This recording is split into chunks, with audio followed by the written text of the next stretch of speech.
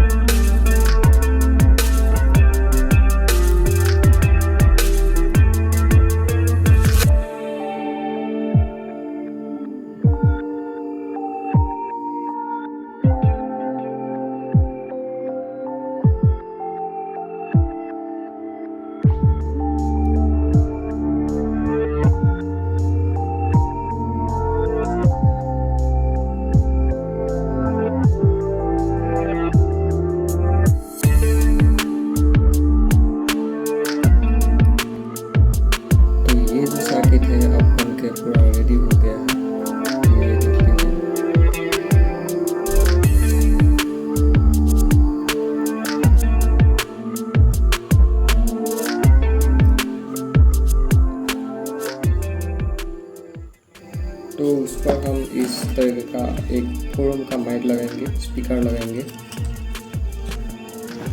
ये देख लीजिए। तो इस पर हम इस वायर को राउंड करके लपेट लेंगे। टोटल टर्न कॉइल पर 30 to 34 टर्न देना है। उसके बाद इस तरीके से बना लेना है। तो इसी कॉइल को हम ब्रेडबोर्ड पर कनेक्शन करेंगे। तो ये रहा, ये देखिए। तो ये देखना, ये है कॉइल। तो इसको हम यहाँ पर लगाएंगे, एक जाएगा यहाँ पर और दूसरा वाला जाएगा 3 नंबर पिन का, ये 3 नंबर पिन में जाएगा। तो ये जो स्पीकर है ये तो 4 ओम का, तो इसको हम यहाँ पर बिठा कर लगा देंगे। एक जाएगा इस पर, ये जो नेगेटिव दिख रहा है, और एक जाएगा इस वाले नेगेटिव पिन में।